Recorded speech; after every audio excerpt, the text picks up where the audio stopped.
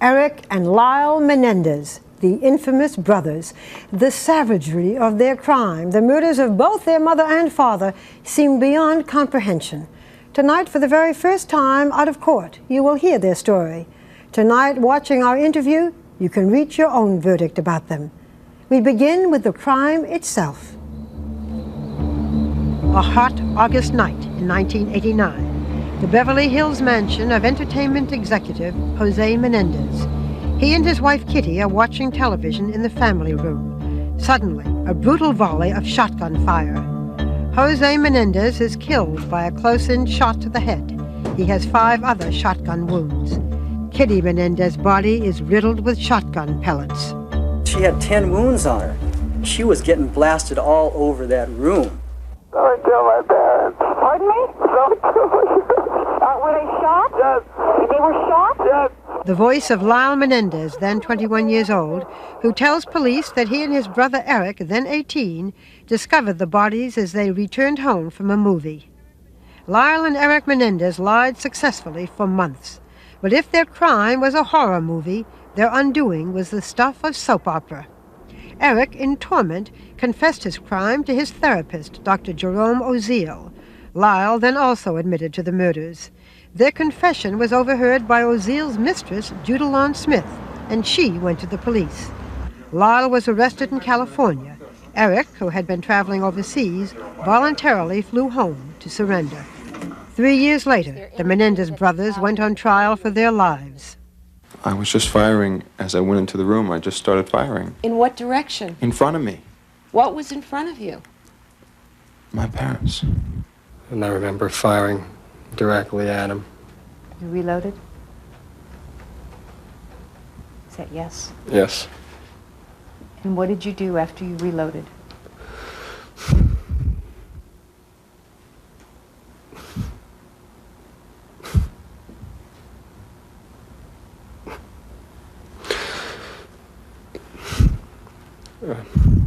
I ran around and shot my mom. This is the woman who gave birth to them. This is what they did to their mother.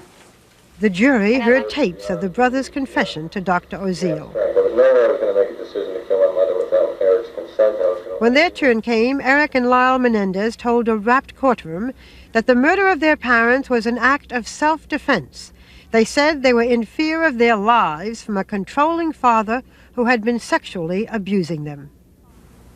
He raped me. Did you cry? Yes. Did you bleed? Yes. Were you scared? Very. Lyle said his abuse stopped when he was 8, but that he didn't know until just before the murders that Eric was being molested too. What do you believe was the originating cause of you and your brother ultimately winding up shooting your parents? Me telling. You telling what? Me telling Lyle that, You telling Lyle what? Was it you telling Lyle about something that was happening? My dad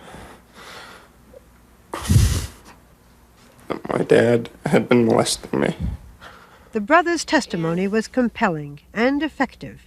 Relatives testified on their behalf about incidents in which their father treated the sons harshly, though none of them could actually confirm the allegations of sexual abuse. The jurors could not decide between verdicts of murder and manslaughter. I find that the jury is hopelessly deadlocked, and the court declares a mistrial. In August of 1995, now 6 years after their parents' murders, the Menendez brothers went on trial again. This time, there were no video cameras. Eric testified, but Lyle chose not to. Judge Stanley Weisberg again presided, but in a major blow for them, limited the brothers' claims to self-defense. There were far fewer grounds this time for a possible verdict of manslaughter. The jury deliberated for less than 4 days. The verdict? Lyle and Eric Menendez, both guilty of first-degree murder. The jury spent 3 more days deciding between life and death. The verdict here was life, in prison with no parole. The Menendez brothers have spent more than 6 years in this building, the Los Angeles County Jail. Eric lives in the identical cell next to this one. It measures 7.5 by 9 feet. Lyle's cell, in another wing of the jail, is slightly smaller. Both brothers are segregated from the general population. Each of the brothers separately is allowed up to 3 hours of exercise a week on the jail's roof. Eric and Lyle Menendez will be moved to state prison, perhaps even to separate prisons, this summer. Our interview took place in the jail's administrative wing, some distance from their cells. You may find Eric and Lyle Menendez to be cunning and manipulative, as their second jury seems to have, pronouncing them guilty of first-degree murder. Or, like many of the jurors at their first trial, you may decide that they are credible and that their story strikes a sympathetic chord. That is perhaps for you to determine. My job was to ask the questions, beginning with this one. What went through your minds when you heard that verdict? First-degree murder, guilty. That I was going to spend the rest of my life in prison without any possibility of ever getting released. And you're devastated. I was devastated. Could have been death. Did you think that? I was terrified that they would give either one of us death, and that's scary. It's important to you to stay together when you get moved to the state prison? Very important. That is what's gotten us through these 6 years and through our life. The family that Eric and I grew up in, we had to be there for each other throughout, and it really created a bond that gets us through very rough periods.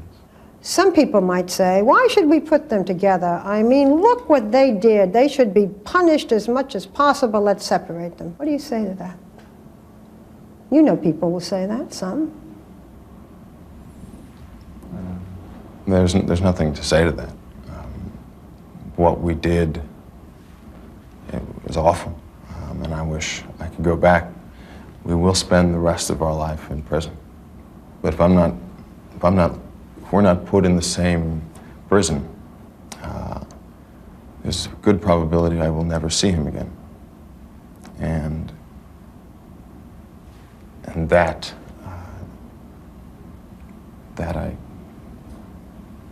some things that you cannot take, and there's some things that you can endure. With everything taken away, it would be the last, it's the last thing you can take.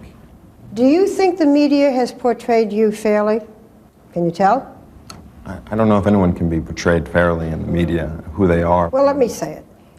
There are people, a great number of people, who think that you two are spoiled brats, that you are evil, that you are monsters. What do you say to them?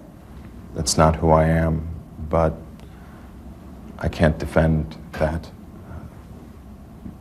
Because I came from a family of wealth, it doesn't make me spoiled. I would be surprised if anybody that was present at the trial and saw the whole thing rather than snippets on the news would feel that. A jury found you both guilty. Right, but I don't think you aren't guilty because they found you spoiled. Or evil. Or evil. Just a normal, I'm just a normal kid. Oh, Eric, you're a normal kid who killed your parents. Yeah, I know. And you still say you're a normal kid? Well, I didn't have normal experiences, but I am. I did that, and there's not a day that goes by that I don't think about what happened and wish that I could take that moment back or change what happened. But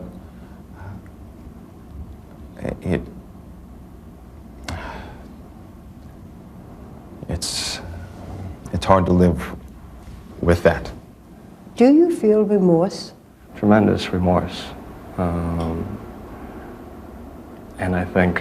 There's tremendous pain. I mean, from the second that I got back to the house after the shootings, I saw what happened and I said, this is wrong. This is awful. How could this have happened? I couldn't accept it. You couldn't accept it, but you called the police. You pretended that you hadn't done it. You cried? You went off on a spending spree? I mean, we all read about it. You bought Rolexes, you bought cars, you didn't say, oh my God, what have I done, and turn yourself in. Well, that's not really what happened. Well, I've sort of stuck it all together, but... Yeah, you did a good job at it. We got back to the house, the police were there, and it was a matter of telling him you did it, or just saying, I don't know who did it, and that's what we did. And if I could go back, perhaps I'd say I did it. And part of that started from the fact that we waited afterwards, and the police did not come. And in that time that we waited and waited, you know, we did make a bad decision to not have to... We expected the police to be there. I mean... You expected the police to come there and arrest you? 12 shots in the middle of Beverly Hills on a Sunday night, and no one calls the police. We're waiting at the house. No one shows up. And I still can't believe it. So you called the police, but at that point you had already decided... We had decided not to... You weren't going to say anything. We were very stunned, and we felt that we would go to jail, obviously, and it was a selfish reason to just not want to have to go through that. What about spending the money? You know, cars, watches, invested in businesses, the good life. Well, it was the same life before or afterwards. With more money. With more money, but I didn't know what to do with the money. It got to a point where I have all this money and so much pain, I don't know what to do with it, and eventually... I don't know, you're losing me. I would think that you would be in such grief that you wouldn't be able to buy Rolexes and invest in businesses. Explain to me, let me understand. I'm the public. I don't think that it's understandable. I mean, people react to some traumatic event like that in different ways.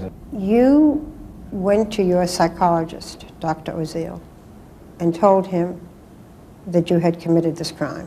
It got to a point where I could no longer live. I felt that I was the worst person on earth, and it got to a point where I couldn't live with myself anymore, and I needed help. And so I went to him, and that is what the catalyst was for me getting arrested in Lyle. You've had a lot of therapy. 6 years of intense therapy. How are you different than the man who came in here? I'm 6 years older. I'm a lot more mature. I came in here as an 18-year-old kid who didn't know anything about life. What did you learn about yourself? I learned I learned what love was about. I learned what love was about because of my grandmother, because of all my relatives who didn't say, I can't believe you did this. Instead, they said, Eric, I know who you are. You're not this type of person. You're not the type of person who could do this for no reason. Have you had therapy, Lyle? The same therapy, and it really works to just have someone you can communicate with that's willing to listen. All our lives, it was just sort of fending off things. It almost sounds like prison was a good thing for you. It was. It was? I mean, at first, I killed my parents, and I spent 6 months out there in horrible agony because I had done this. I mean, a year before, I told my mother how much I loved her. I could not have imagined doing this even a week before to her. I adored her. And then suddenly you're arrested, and everyone can know you did it, and you can finally tell people, and it's a relief. Lyle, you're looking at your brother like you almost never heard this before. Tell me how you felt. You know, for me, emotionally being in prison conditions was really not, emotionally was not a shocking difference from the life we had lived, because we lived really a very stressful, fearful life. And to me, it was kind of like I felt I should be punished. And it didn't feel good, but there was a part of you that feels like that's right. It's better. You get a lot of mail? We still get a tremendous amount of mail. Hundreds? We've gotten hundreds, thousands over the years. We asked your lawyers to give us a sample of some of your letters. A great many of them seem to deal with from people who have been abused themselves and relate to you. Lyle, what do you say to people who write to you? A lot of people that have written were they drew a lot of strength from watching the trial and from seeing Eric and I. And I've gotten mail after the verdict, people discouraged. And I wanted to say to them to not lose hope because of this one case and this one verdict. Very unique situation here, and that this does not mean that if they go get help, people won't believe them, or people will treat them harshly, or they'll be ridiculed. I don't feel they will be. That's not to say do what we did. Don't do what we did, but don't be afraid of getting help. People that want to reach out to social workers for help, but are ashamed or afraid. Do you also get love letters? Yeah, some. You find that strange? It's a strange phenomenon that a lot of love letters come in from people that don't know you at all. Do either one of you have girlfriends? Do either one of you have someone who cares particularly about you now at this point in your life? I do. I have do? someone who I love very much and is a saint to put up with everything that comes with this. Can you tell us who she is? Yeah, her name is Anna Erickson, and I hope that we can get married. Even though it's a very limited relationship because of where we are, the exchange of love and sharing, it keeps you in touch with yourself and softer, and you know, otherwise you can become very hard and cold in here. Is this someone you knew before prison? No. This is someone who began to write to you and meet you? She wrote me many years ago, but and I've come to know her well, but just someone that I met through the mail. And she wants to marry you? And she does. Eric? No, not at the moment. You're not going to meet a lot in prison, Eric. No, I probably won't. It's hard. Lyle's more able to have that type of relationship. Eric, you know that the prosecutor brought up the fact that you might have been a homosexual and that this might have caused some of the fury on your father's part. Yes, he did. I didn't hear about girlfriends. They were there. I guess what I just have to say to you is, are you gay? No. No, the prosecutor brought that up because I was sexually molested, and he felt in his own thinking that if I was sodomized by my father, that I must have enjoyed it, and therefore I must be gay, and the people that are gay out there must be sexually molested, or they wouldn't be. Felt, and it was upsetting to hear, but I'm not gay, but a lot of gay people write and feel connected to me. A problem at the trial was the gender bias, that because we were dealing with males and in an incest family, that there's sort of perceptions that, well, maybe it was something that he wanted, something that he allowed to happen, that he shouldn't be allowed to feel afraid because he's a male. I really felt that people might have seen this case very differently if it were a sister that I was protecting or that was involved in this and not a brother. You know this whole business of abuse excuse, that you were abused by your parents, sexually abused, emotionally abused by this tough, unyielding father. But there are lots of people who are abused sexually in other ways and they don't kill their parents. And you've been ridiculed for this abuse excuse. What do you say about it? Abuse excuse is a word that Alan Dershowitz made up, not knowing anything about the case. To simplify it to its simplest degree, if a person is raped, man or woman, and she kills the man who raped her, is it an excuse that the reason she killed him is because she was raped? Of course not. I certainly never felt that what I did was justified or right. It was just a question of how wrong was it. That was a big misperception about this case, that it was about justification or excuse. And my brother and I essentially pled guilty. That was very hard for me to hear the ridicule about that, because I really felt that Eric and I And we could have gone to trial like most people and just sort of, we weren't there, it wasn't us, and had that trial. What do you mean we could have gone to trial? We weren't there? Well, you could go to trial and just say that I was, you know, chipping golf balls at the time and I wasn't there. And Eric and I went to trial and said, we did this. There were tapes. There were tapes. Tapes became admissible because we said we did it. Lyle and I fought because he felt that telling the world that Dad was a sexual torturer was killing Dad twice, and he did not want to kill Dad twice. And he fought, and he said, I don't want to go up there, I'm not going to take the stand, I'm not going to do it. And then when he did, there was a great outpouring, but there was also people laughing at him, and it was strange. Eric, you were able to tell your psychologist that you had killed your parents, but you were not able to tell your psychologist that your father had abused you? Unless you've been molested, you can't realize how hard it is to tell. Because of shame? Because of shame.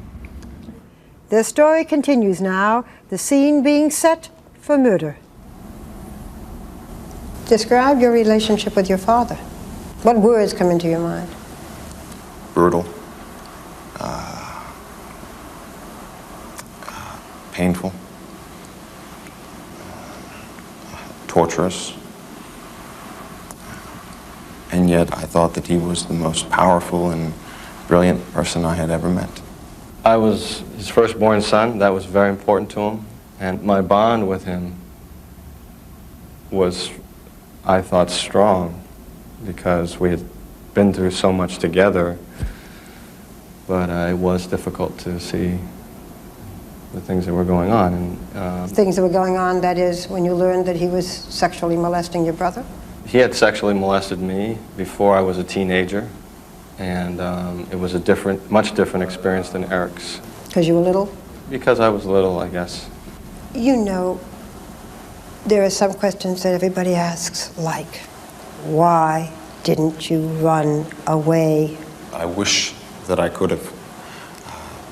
I tried to run away when I was 12, and my father found me. He caught me and said, if you ever run away, I will kill you, I will find you, and I will kill you. Suppose you left and you, I don't know what, became a waiter and moved away. You still thought he'd find you? He would find me and probably kill me. I thought for certain he would kill me. You still think that? Oh, absolutely. Did you love your mother or like your mother? I loved my mother and I tried to help her. My mother was a person in a lot of pain, and she was alcoholic and she was suicidal. Did she know about the abuse, the sexual abuse? She knew. And didn't do anything? She knew, and it doesn't seem that she did anything. Do you still think about the night of the murder? Every day. You both do? Tell me as clearly as you can why you murdered your parents that night. First thing that comes to mind is terror. I was so afraid. A few days before, I had said to myself, I'm never going to let my father touch me again. After I told Lyle that it had been continuing on, I said to myself, I'm never going to let him touch me again. And just before the shootings, my dad told me to get to my room and that he would be there in a minute, and he was going to come up and there was going to be sex, and it was like an explosion in my mind. But you'd bought the guns. It wasn't something that just happened that moment. You'd thought about it. No. You bought the guns in advance. They just weren't in the house. Yes, we bought the guns in advance. So this didn't just happen that moment. We bought the guns. There was a series of confrontations and blow-ups in the house. My dad, when it first was revealed that I had told Lyle about the secret, my dad said to Lyle, you're going to tell everyone, and I'm not going to let that happen. Take me through your mind, Lyle. I cannot separate and say this is why this happened.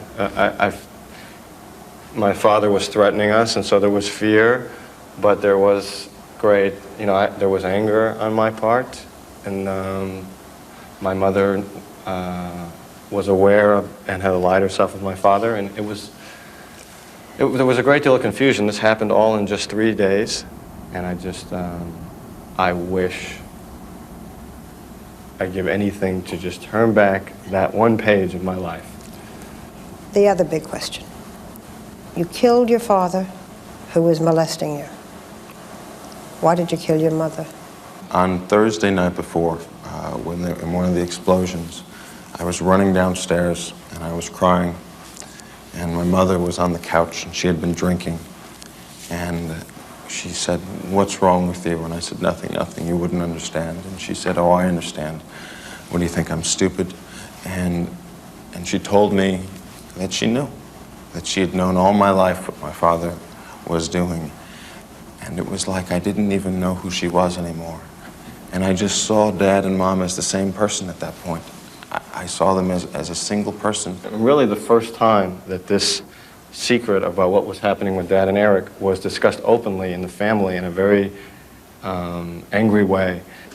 I don't know about Eric, but I completely lost control myself. And in that time, I didn't separate. I knew my mother and my father. It was just adrenaline and fear and anger. I lost control. There is no explanation. But we don't offer one. You had thought about this earlier because you had bought the gun several days before.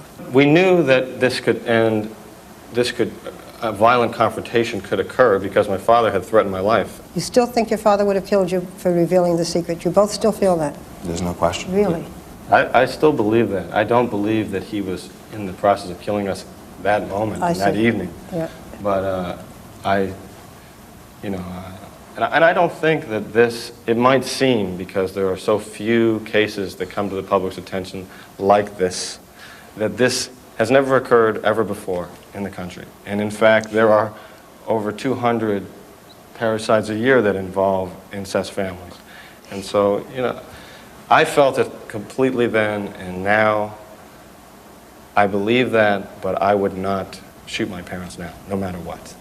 How now would you have resolved it? Now, almost 7 years later? What do you think you should have done? I would have never told. I got Lyle into this. I went to him and I said, "Lyle, I can't live anymore with what's going on," and got him involved. He was a way to go. They had bought him a condominium. He was going to Princeton. He had all the money. So it's your fault for telling your brother? It's my fault. And I got him involved and said, "I need your help." And 5 days later, my parents were dead. So it's your fault? That's completely my fault. He was suicidal at the time, and it was just a last thing to reach out. And obviously who was going to reach out to. And I decided to confront my father rather than just sort of not say anything and just have Eric and I leave, which if I could go back, that's what I would do. I would just say, "Eric's old enough now, he wants to leave." Have you forgiven yourself? I don't think it's possible. Lyle, are you at any kind of peace? More so than maybe Eric, because at this point, for some reason, well before the verdict, I was resigned to bad things. And I have, I think, found a place where I can look forward and try to have hope and share myself more with people. And Hope of what? Hope of living a life that I can be more proud of. How in prison? You're confined, but there must be, even just in writing, people that need help. If you can help them and convince a single person that has been through our situation that the last thing in the world they should do is act out violently, then you find meaning in your life.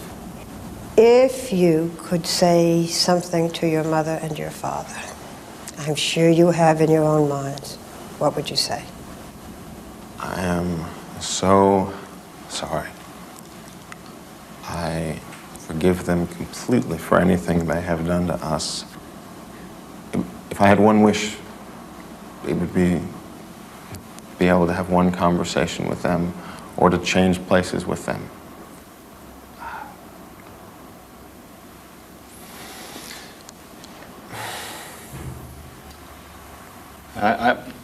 I hope someday that I can be with them and have some sort of conversation about what happened. It is one of the awful things is that I can't we couldn't communicate that weekend, and I can't. And just that I love them, and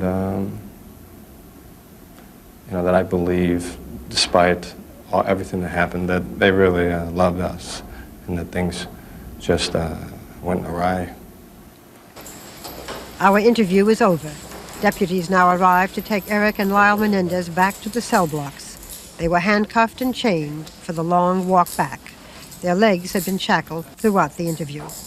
This had been one of their infrequent opportunities to see one another in jail. The guards would now take each of them to their separate cells and to the certainty of the rest of their lives in prison.